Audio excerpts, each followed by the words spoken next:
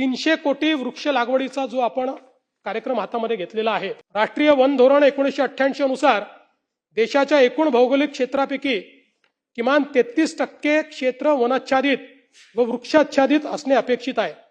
या पार्श्वभूमीवर पर्यावरण संवर्धन, हवामान बदलाशी मुकाबला व ग्रामीण रोजगार निर्मिती या त्रिसूत्री उद्दिष्टावर आधारित महाराष्ट्र राज्य हरित क्षेत्र वाढवण्यासाठी 300 कोटी वृक्ष लागवडीची मोहीम आपण हातात घेतली आहे।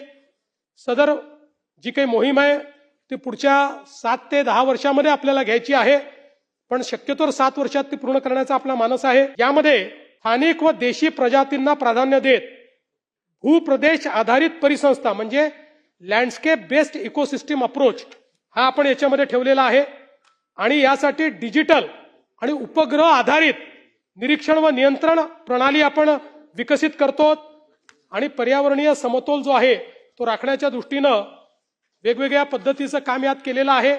विशेषतः लँड बँक मॅपिंग आपण GIS पद्धतीनं केलाय। पडीक जमीन, पोटखराब, निकृष्ट जमीन, ओसाड जमीन, ऱ्हास पावलेले वन, सार्वजनिक जमिनी या सगळ्याचं GIS मॅपिंग आपण केलेलं आहे। मोठ्या प्रमाणात नर्सरीजचा दर्जा आपण सुधारतो, नवीन नर्सरीज आपण तयार करतो आणि त्या माध्यमातून हा महत्त्वाकांक्षी आपण प्रयोग या ठिकाणी करणार आहे।